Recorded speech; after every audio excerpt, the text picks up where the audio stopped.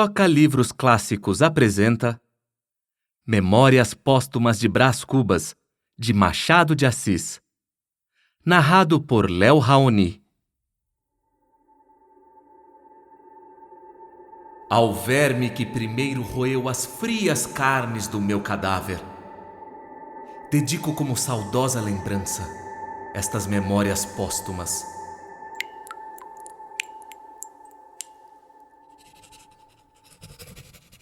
Ao leitor. Que Stendhal confessasse haver escrito um de seus livros para 100 leitores, coisa que admira e consterna. O que não admira, nem provavelmente consternará, é se este outro livro não tiver os 100 leitores de Stendhal, nem 50, nem 20, e quando muito 10. 10? Talvez 5. Trata-se, na verdade, de uma obra difusa, na qual eu, Brás Cubas, se adotei a forma livre de um Sterne ou de um Xavier de Maistre, não sei se lhe meti algumas rabugens de pessimismo. Pode ser. Obra de finado.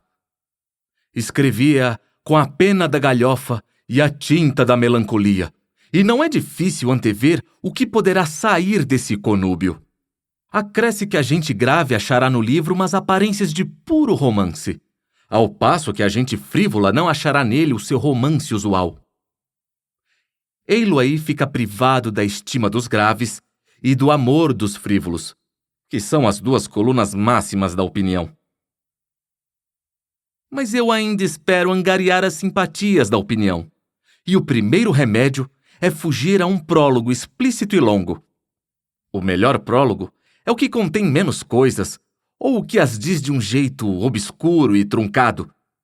Consequentemente, evito contar o processo extraordinário que empreguei na composição destas memórias, trabalhadas cá, no outro mundo. Seria curioso, mas nimiamente extenso, aliás desnecessário ao entendimento da obra. A obra em si mesma é tudo. Se te agradar, fino leitor, pago-me da tarefa.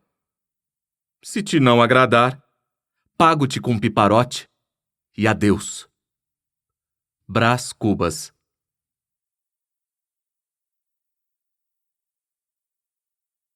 Capítulo 1. Óbito do autor.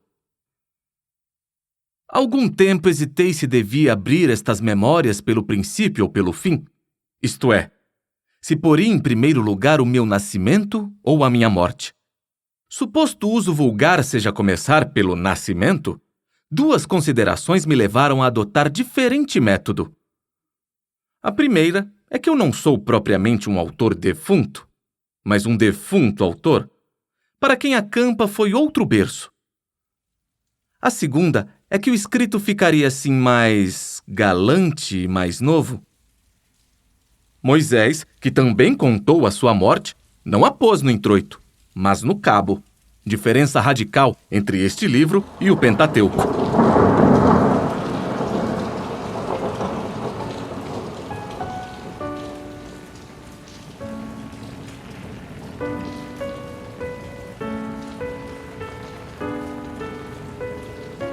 Dito isto, expirei às 2h da tarde de uma sexta-feira do mês de agosto de 1869, na minha bela chácara de Catumbi. Tinha uns 64 anos, rijos e prósperos. Era solteiro, possuía cerca de 300 contos e fui acompanhado ao cemitério por 11 amigos. 11 amigos! Verdade é que não houve cartas nem anúncios. Acresce que chovia. Peneirava. Uma chuvinha miúda, triste e constante, tão triste, que levou um daqueles fiéis da última hora a intercalar esta engenhosa ideia no discurso que proferiu à beira de minha cova.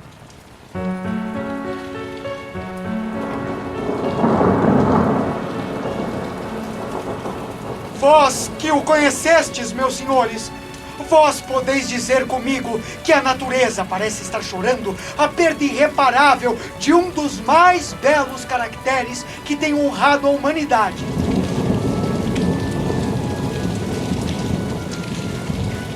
Este ar sombrio, estas gotas do céu, aquelas nuvens escuras que cobrem o azul como um crepe funéreo. Tudo isso é a dor crua e má que lhe rói a natureza as mais íntimas entranhas. Tudo isso é um sublime louvor ao nosso ilustre finado.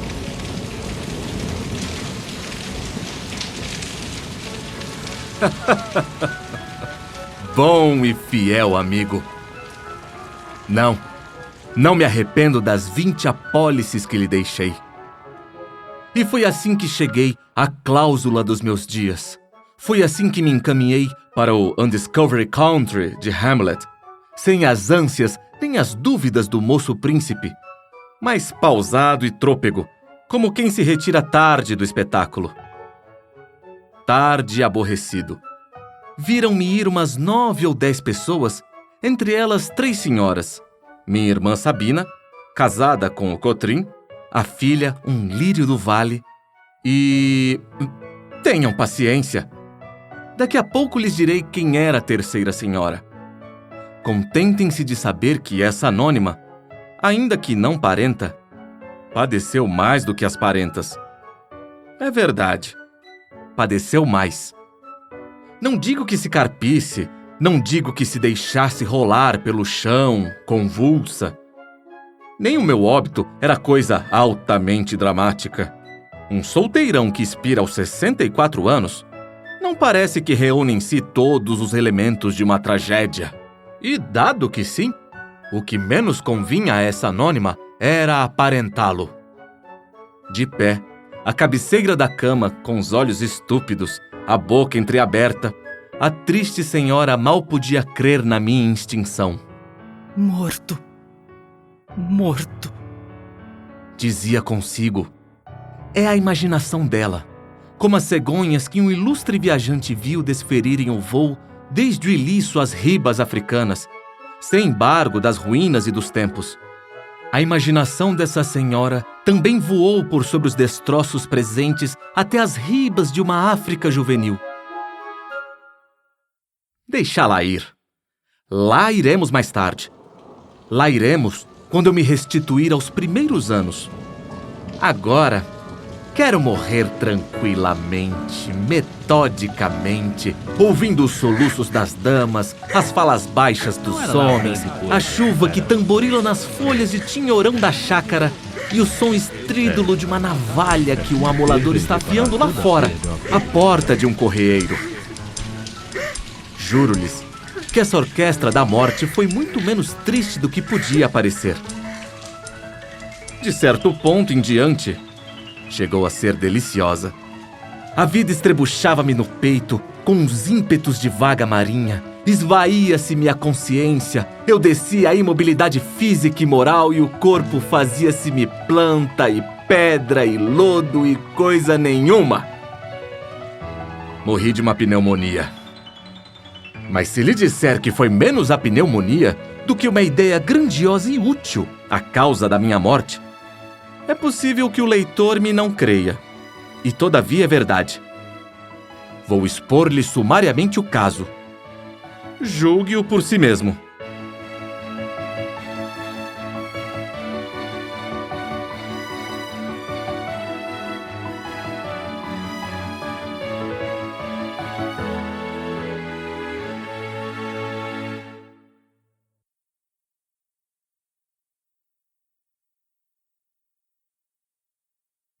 Capítulo 2. O emplasto. Com efeito, um dia de manhã, estando a passear na chácara, pendurou-se-me uma ideia no trapézio que eu tinha no cérebro. Uma vez pendurada, entrou a bracejar, a pernear, a fazer as mais arrojadas cabriolas de volatim que é possível crer. Eu deixei-me estar a contemplá-la. Súbito, deu um grande salto, estendeu os braços e as pernas até tomar a forma de um X. Decifra-me ou devoro-te. Essa ideia era nada menos que a invenção de um medicamento sublime, um emplasto antipocondríaco destinado a aliviar a nossa melancólica humanidade. Na petição de privilégio que então redigi, chamei a atenção do governo para esse resultado, verdadeiramente cristão. Todavia, não neguei aos amigos as vantagens pecuniárias que deviam resultar da distribuição de um produto de tamanhos e tão profundos efeitos. Agora, porém, que estou cá do outro lado da vida, posso confessar tudo. O que me influiu principalmente foi o gosto de ver impressas nos jornais, mostradores, folhetos, esquinas, enfim, nas caixinhas do remédio, estas 3 palavras: Emplasto Brás Cubas. Para que negá-lo? Eu tinha a paixão do arruído, do cartaz, do foguete de lágrimas. Talvez os modestos me arguam esse defeito. Fio, porém, que esse talento me hão de reconhecer os hábeis. Assim, a minha ideia trazia 2 faces, como as medalhas. Uma virada para o público, outra para mim. De um lado, filantropia e lucro. De outro lado, sede de nomeada. Digamos, amor da glória.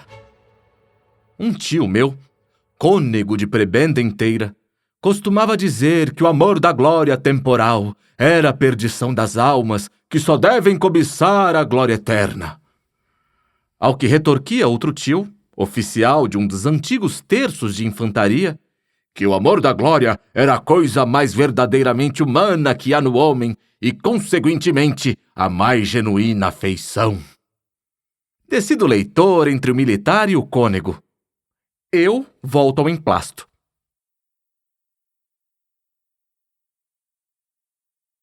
Capítulo 3. Genealogia. Mas, já que falei nos meus 2 tios, deixa-me fazer aqui um curto esboço genealógico. O fundador de minha família foi um certo Damião Cubas, que floresceu na primeira metade do século XVIII. Era tanoeiro de ofício, natural do Rio de Janeiro, onde teria morrido na penúria e na obscuridade se somente exercesse a tanoaria. Mas não. Fez-se lavrador, plantou, colheu, permutou seu produto por boas e honradas patacas, até que morreu, deixando grosso cabedal a um filho, o licenciado Luiz Cubas. Neste rapaz é que verdadeiramente começa a série de meus avós, dos avós que a minha família sempre confessou. Porque o Damião Cubas era, afinal de contas, um tanoeiro, e talvez mau tanoeiro, ao passo que o Luiz Cubas estudou em Coimbra, primou no estado e foi um dos amigos particulares do vice-rei Conde da Cunha. Como este apelido de Cubas lhe cheirasse excessivamente a tanoaria, alegava meu pai, bisneto do Damião, que o dito apelido fora dado a um cavaleiro, herói nas jornadas da África, em prêmio da façanha que praticou arrebatando 300 cubas aos mouros. Meu pai era um homem de imaginação. Escapou à tanoaria nas asas de um calamborro. Era um bom caráter, meu pai. Varão digno e leal como poucos. Tinha, é verdade, uns fumos de pacholice. Mas quem não é um pouco pachola nesse mundo? Releva notar que ele não recorreu à inventiva senão depois de experimentar a falsificação. Primeiramente, entroncou-se na família daquele meu famoso homônimo, o capitão Mor Brás Cubas, que fundou a Vila de São Vicente, onde morreu em 1592, e por esse motivo é que me deu o nome de Brás. Opôs-se-lhe, porém, a família do capitão Mor, e foi então que ele imaginou as 300 cubas mouriscas. Vivem ainda alguns membros da minha família, minha sobrinha Venância, por exemplo, o lírio do vale, que é a flor das damas do seu tempo. Vive o pai, o Cotrim, um sujeito que... Mas não antecipemos os sucessos. Acabemos de uma vez com o nosso emplasto.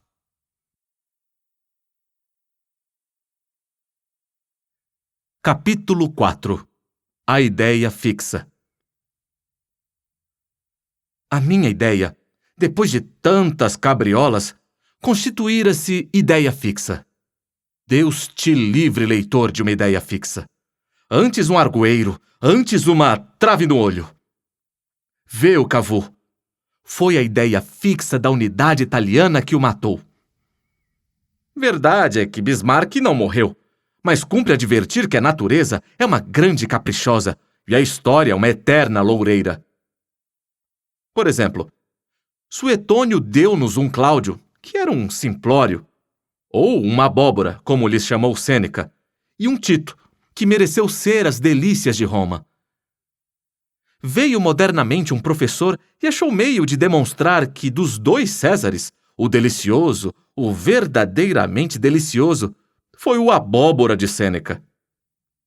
E tu, Madama Lucrécia, flor dos Borgias, se um poeta te pintou como a Messalina católica, apareceu um Gregorovius incrédulo que te apagou muito essa qualidade.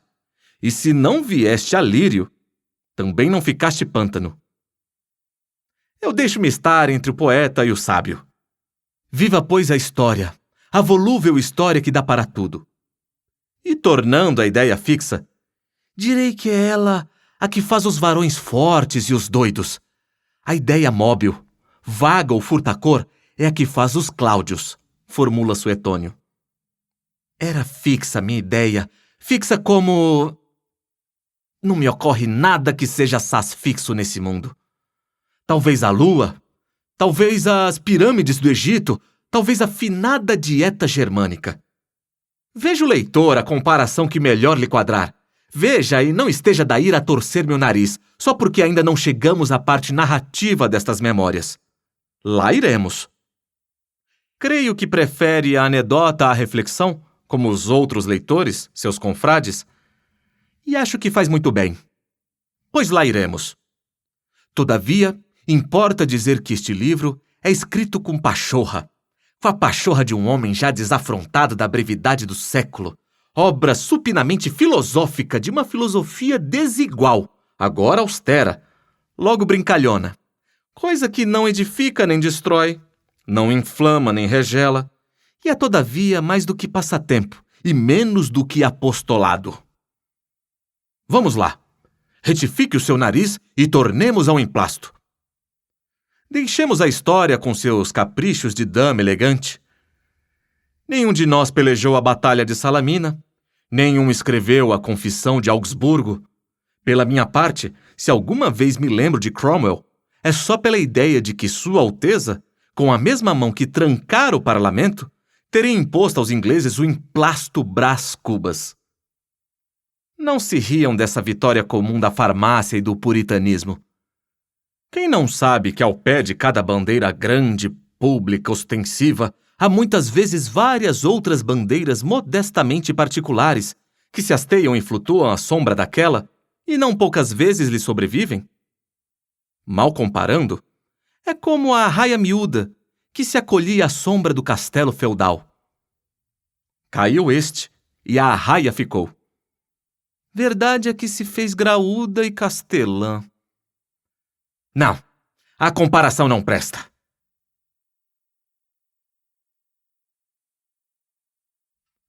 Capítulo 5, em que aparece a orelha de uma senhora.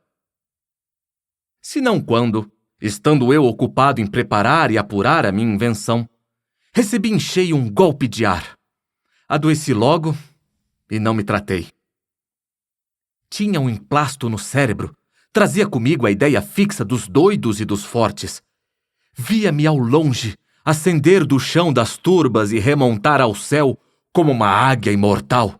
E não é diante de tão excelso espetáculo que um homem pode sentir a dor que o punge. No outro dia estava pior. Tratei-me, enfim, mas incompletamente, sem método, nem cuidado, nem persistência. Tal foi a origem do mal que me trouxe à eternidade. Sabem já que morri numa sexta-feira, dia aziago, e creio haver provado que foi a minha invenção que me matou. Há demonstrações menos lúcidas e não menos triunfantes. Não era impossível, entretanto, que eu chegasse a galgar o cimo de um século e a figurar nas folhas públicas entre macróbios. Tinha saúde e robustez. Suponha-se que, em vez de estar lançando os alicerces de uma invenção farmacêutica, tratava de coligir os elementos de uma instituição política ou de uma reforma religiosa. Vinha a corrente de ar que vence em eficácia o cálculo humano, e lá se ia tudo. Assim corre a sorte dos homens. Com esta reflexão, me despedi eu da mulher. Não direi mais discreta, mas com certeza mais formosa entre as contemporâneas suas, a anônima do primeiro capítulo, a tal cuja imaginação, à semelhança das cegonhas do Ilício, tinha então 54 anos. Era uma ruína, uma imponente ruína. Imagine o leitor que nos amamos. Ela e eu. Muitos anos antes e que um dia, já enfermo, vejo-a assomar à porta da alcova.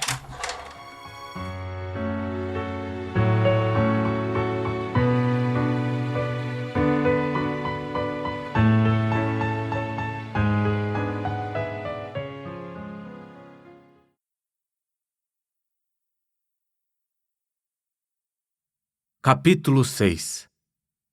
Chimène, que le dit, Rodrigue, que le crut. Vejo-a assomar à porta da alcova.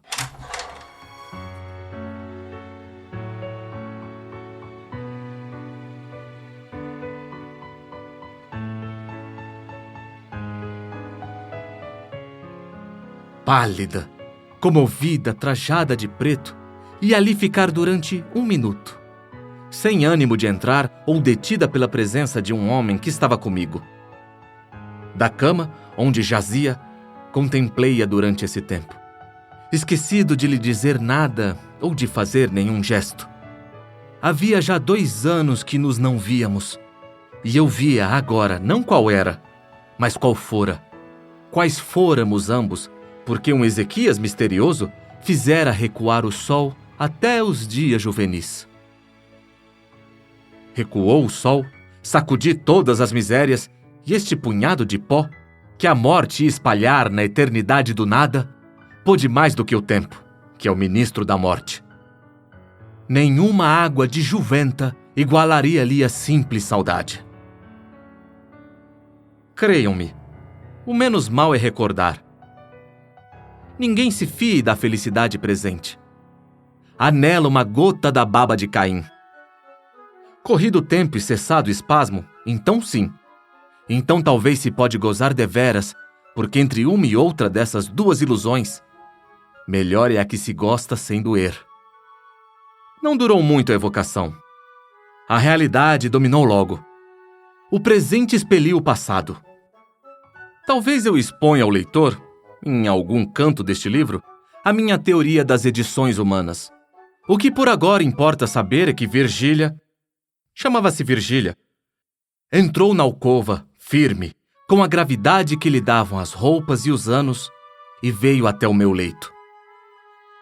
O estranho levantou-se e saiu. Era um sujeito que me visitava todos os dias para falar do câmbio, da colonização e da necessidade de desenvolver a aviação férrea. Nada mais interessante para um moribundo. Saiu. Virgília deixou-se estar de pé. Durante algum tempo, ficamos a olhar um para o outro, sem articular palavra. Quem diria? De 2 grandes namorados, de 2 paixões sem freio, nada mais havia ali, 20 anos depois. Havia apenas 2 corações murchos, devastados pela vida e saciados dela, não sei se em igual dose, mas enfim saciados. Virgília tinha agora a beleza da velhice, um ar austero e maternal. Estava menos magra do que quando a vi pela última vez, numa festa de São João, na Tijuca.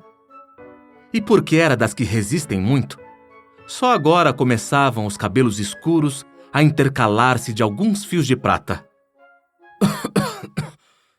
Anda visitando os defuntos? Disse-lhe eu. Ora, defuntos, Respondeu Virgília com um muxoxo. e depois de me apertar as mãos... Ando a ver se põe os vadios para a rua. Não tinha a carícia lacrimosa de outro tempo, mas a voz era amiga e doce. Sentou-se. Eu estava só, em casa, com um simples enfermeiro. Podíamos falar um ao outro sem perigo.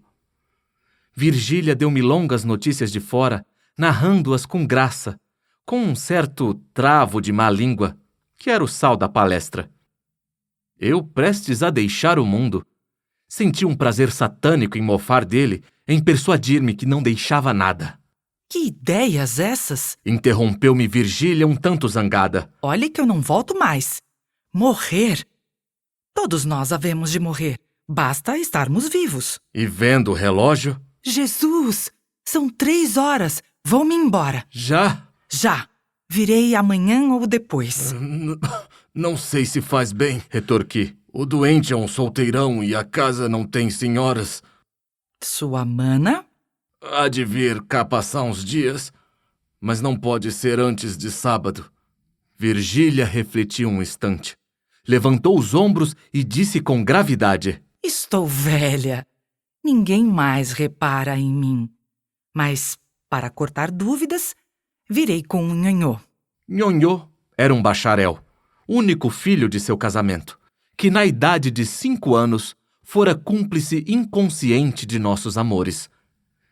Vieram juntos 2 dias depois, e confesso que ao vê-los ali, na minha alcova, fui tomado de um acanhamento que nem me permitiu corresponder logo às palavras afáveis do rapaz. Virgília adivinhou-me e disse ao filho: Nhonhô, não repares nesse grande manhoso que aí está. Não quer falar para fazer crer que está à morte. Sorriu o filho, eu creio que também sorri, e tudo acabou em pura galhofa.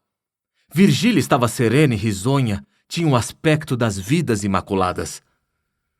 Nenhum olhar suspeito, nenhum gesto que pudesse denunciar nada. Uma igualdade de palavra e de espírito.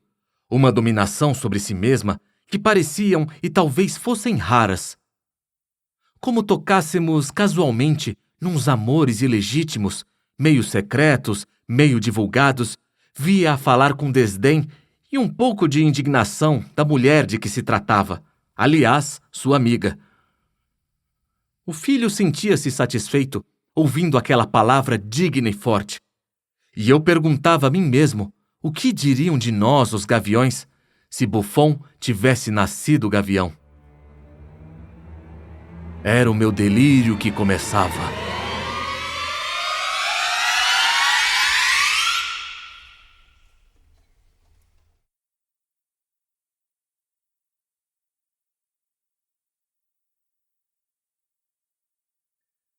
Capítulo 7. O delírio. Que me conste, ainda ninguém relatou o seu próprio delírio. Faço eu, e a ciência mo agradecerá. Se o leitor não é dado à contemplação destes fenômenos mentais, pode saltar o capítulo, vá direito à narração. Mas, por menos curioso que seja, sempre lhe digo que é interessante saber o que se passou na minha cabeça durante uns 20 a 30 minutos.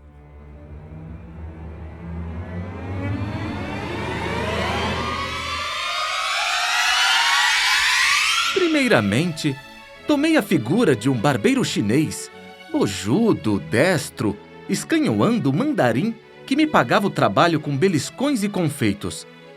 Caprichos de mandarim.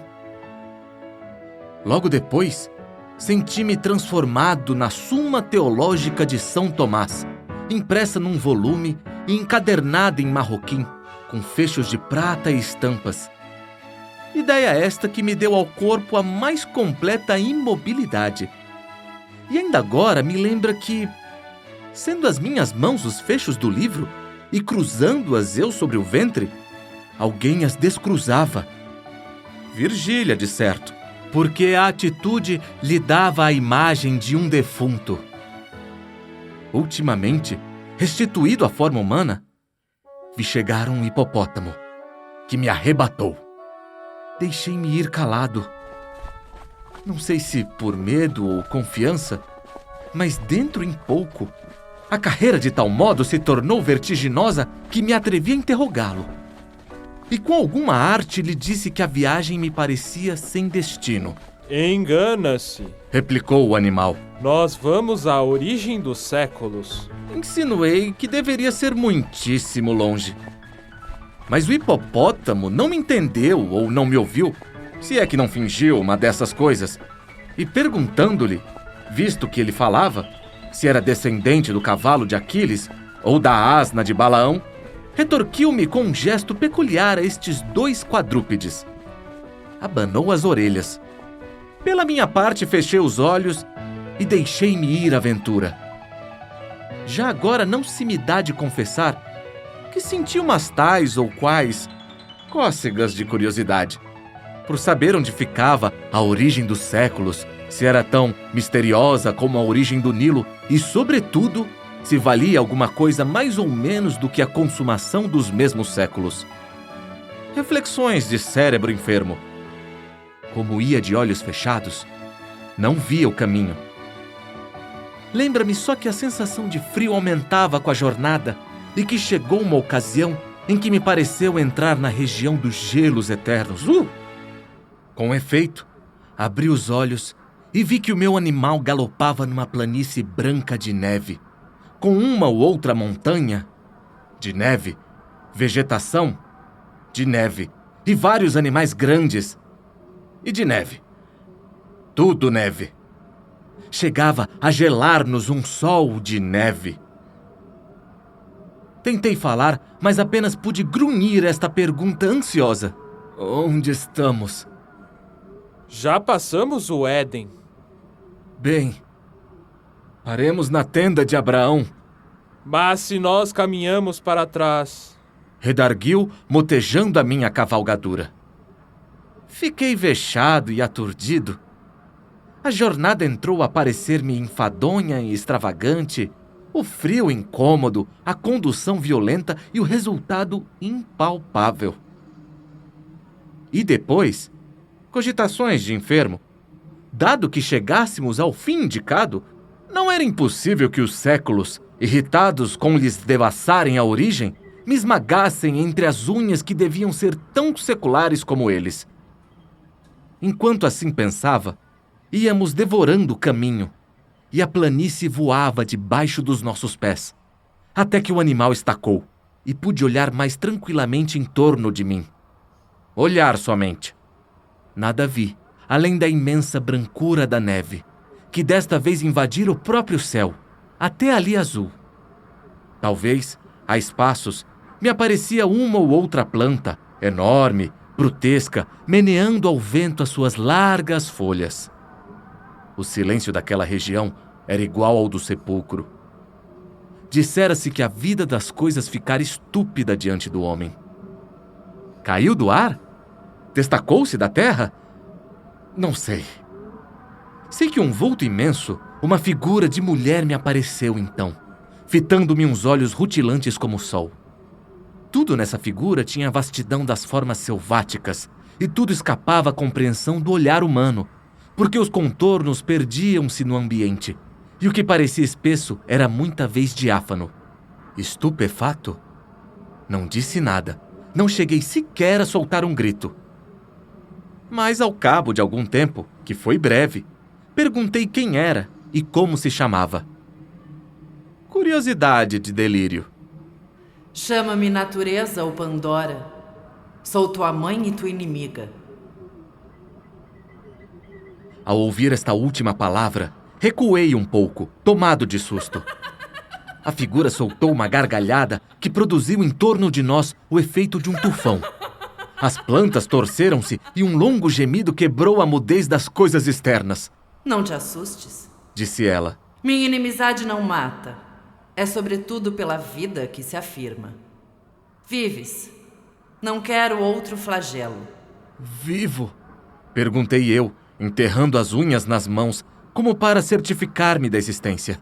Sim, verme, tu vives. Não receies perder esse andrajo que é teu orgulho.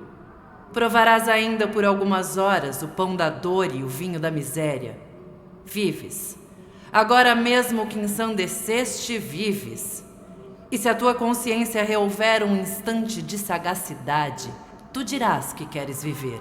Dizendo isto, a visão estendeu o braço, segurou-me pelos cabelos e levantou-me ao ar, como se for uma pluma. Só então pude ver-lhe de perto o rosto, que era enorme. Nada mais quieto. Nenhuma contorção violenta, nenhuma expressão de ódio ou ferocidade. A feição única, geral, completa, era a da impassibilidade egoísta, a da eterna surdez, a da vontade imóvel. Raivas, se as tinha, ficavam encerradas no coração. Ao mesmo tempo, nesse rosto de expressão glacial, havia um ar de juventude, mescla de força e vício, diante do qual me sentia eu o mais débil e decrépito dos seres. Entendeste-me? Disse ela, no fim de algum tempo de mútua contemplação. Não, respondi. Nem quero entender-te. Tu és absurda, tu és uma fábula. Estou sonhando de certo, ou se é uma verdade que enlouqueci, tu não passas de uma concepção de alienado. Isto é, uma coisa vã, que a razão ausente não pode reger nem palpar. Natureza? Tu? A natureza que eu conheço é sua mãe e não inimiga. Não faz da vida um flagelo, nem, como tu, traz esse rosto indiferente como sepulcro. E por que, Pandora? Porque levo na minha bolsa os bens e os males, e o maior de todos, a esperança, consolação dos homens. Tremes? Sim.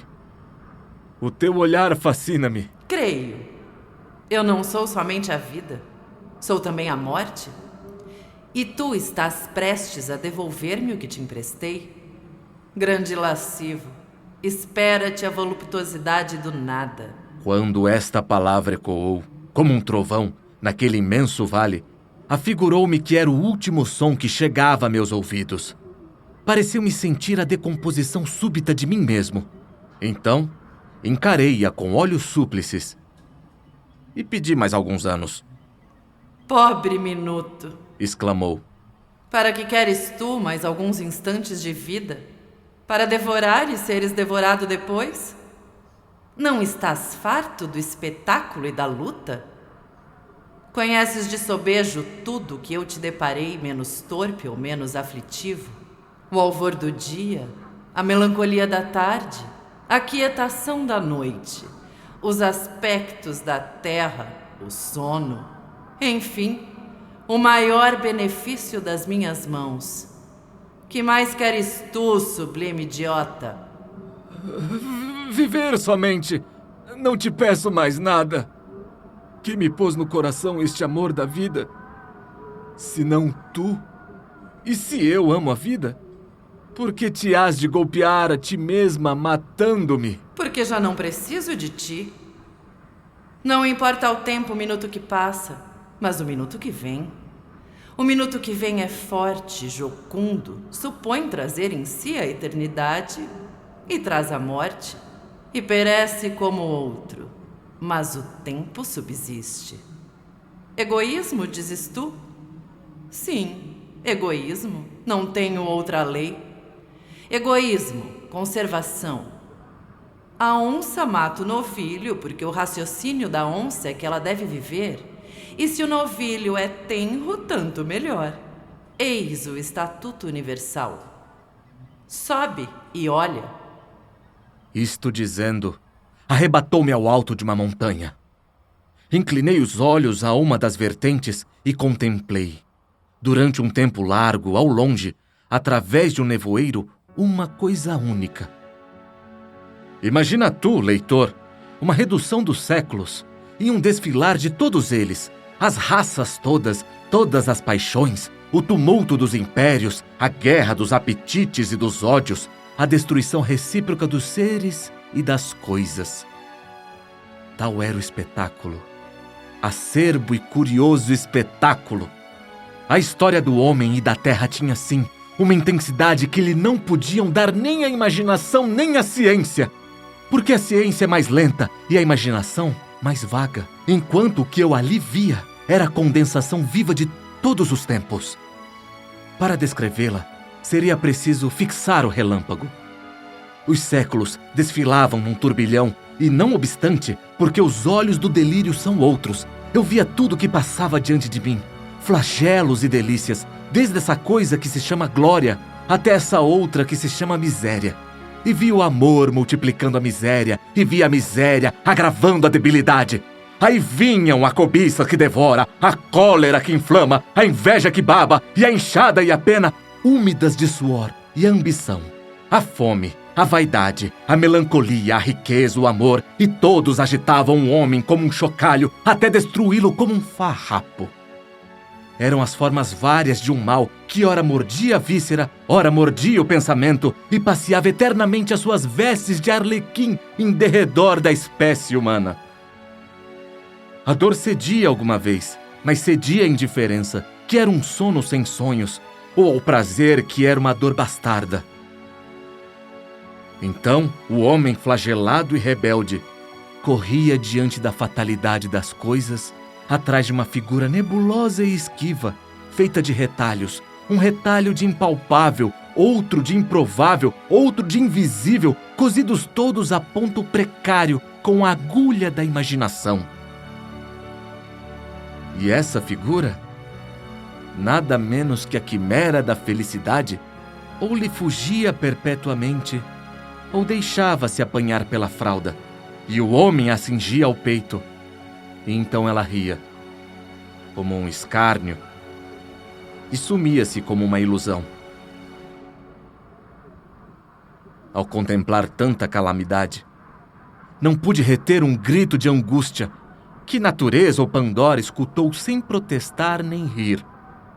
E não sei por que lei de transtorno cerebral, fui eu que me pus a rir, de um riso descompassado e idiota. Tens razão, disse eu. a coisa é divertida e vale a pena. Talvez monótona, mas vale a pena. Quando Jó amaldiçoava o dia em que fora concebido, é porque lhe davam ganas de ver cá de cima o espetáculo. Vamos lá, Pandora. Abre o ventre e digere-me. A coisa é divertida, mas digere-me. A resposta foi compelir-me fortemente a olhar para baixo e a ver os séculos que continuavam a passar, velozes e turbulentos, as gerações que se superpunham às gerações, umas tristes, como os hebreus do cativeiro, outras alegres, como os devassos de Cômodo, e todas elas pontuais na sepultura. Quis fugir, mas uma força misteriosa me retinha os pés. Então disse comigo: bem, os séculos vão passando. Chegará o meu, e passará também até o último, que me dará a decifração da eternidade. E fixei os olhos, e continuei a ver as idades que vinham chegando e passando, já então tranquilo e resoluto. Não sei até se alegre. Talvez alegre. Cada século trazia sua porção de sombra e de luz, de apatia e de combate, de verdade e de erro, e o seu cortejo de sistemas, de ideias novas, de novas ilusões. Em cada um deles rebentavam as verduras de uma primavera e amareleciam depois para remoçar mais tarde. Ao passo que a vida tinha assim uma regularidade de calendário, fazia-se a história e a civilização, e o homem, nu e desarmado, armava-se e vestia-se, construía-se o tugúrio e o palácio, a rude aldeia e Tebas de 100 portas criava a ciência que perscruta e a arte que enleva. Fazia-se orador, mecânico, filósofo, corria a face do globo, descia ao ventre da terra, subia à esfera das nuvens, colaborando assim na obra misteriosa com que entretinha a necessidade da vida e a melancolia do desamparo. Meu olhar, enfarado e distraído, viu enfim chegar o século presente, e atrás dele os futuros. Aquele vinha ágil, destro, vibrante, cheio de si, um pouco difuso, audaz, sabedor, mas ao cabo tão miserável como os primeiros. E assim passou, e assim passaram os outros, com a mesma rapidez e igual monotonia. Redobrei de atenção. Fitei a vista, e enfim ver o último. O último! Mas então já a rapidez da marcha era tal que escapava a toda a compreensão. Ao pé dela, o relâmpago seria um século. Talvez por isso entraram os objetos a trocarem-se. Uns cresceram, outros minguaram, outros perderam-se no ambiente. Um nevoeiro cobriu tudo. Menos o hipopótamo que ali me trouxera. E que, aliás, começou a diminuir, até ficar do tamanho de um gato.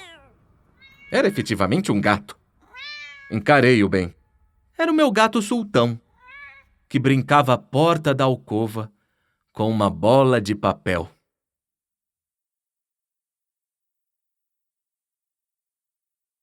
Capítulo 8. Razão contra a sandice. Já o leitor compreendeu que era a razão que voltava a casa e convidava a sandice a sair, clamando, e com o melhor jus, as palavras de Tartufo. La maison est à moi? C'est à vous d'en sortir? Mas é cestro antigo da sandice criar amor às casas alheias, de modo que apenas senhora de uma dificilmente lhe a farão despejar. É cestro, não se tira daí. Há muito que lhe calejou a vergonha. Agora, se advertirmos no imenso número de casas que ocupa, umas de vez, outras durante as suas estações calmosas, concluiremos que esta amável peregrina é o terror dos proprietários. No nosso caso, houve quase um distúrbio à porta do meu cérebro, porque a adventícia não queria entregar a casa. E a dona não cedia da intenção de tomar o que era seu. Afinal, já a sandice se contentava com um cantinho no sótão. Não, senhora, replicou a razão. Estou cansada de lhe ceder sótãos, cansada e experimentada. O que você quer é passar mansamente do sótão à sala de jantar, daí a de visitas e ao resto. Está bem, deixe-me ficar algum tempo mais. Estou na pista de um mistério. Que mistério? De dois, emendou a sandice. O da vida e o da morte. Peço-lhe só uns 10 minutos. A razão pôs-se a rir. Has de ser sempre a mesma coisa, sempre a mesma coisa, sempre a mesma coisa. E dizendo isto, travou-lhe dos pulsos e arrastou-a para fora. Depois entrou e fechou-se. A sandice ainda gemeu algumas súplicas, grunhiu algumas zangas, mas desenganou-se depressa, deitou a língua de fora em ar de surriada e foi andando. Capítulo 9. Transição. E vejam agora com que destreza, com que arte faço eu a maior transição deste livro. Vejam, o meu delírio começou em presença de Virgília. Virgília foi o meu grão pecado da juventude. Não há juventude sem meninice. Meninice supõe nascimento. E eis aqui como chegamos nós, sem esforço, ao dia 20 de outubro de 1805, em que nasci. Viram? Nenhuma juntura aparente, nada que divirta a atenção pausada do leitor? Nada. De modo que o livro fica assim com todas as vantagens do método, sem a rigidez do método. Na verdade, era tempo. Que isto de método, sendo como é, uma coisa indispensável, todavia é melhor tê-lo sem gravata nem suspensórios, mas um pouco à fresca e à solta, como quem não se lhe dá da vizinha fronteira nem do inspetor de quarteirão. É como a eloquência, que há uma genuína e vibrante de uma arte natural e feiticeira, e outra tesa, engomada e xoxa. Vamos ao dia 20 de outubro.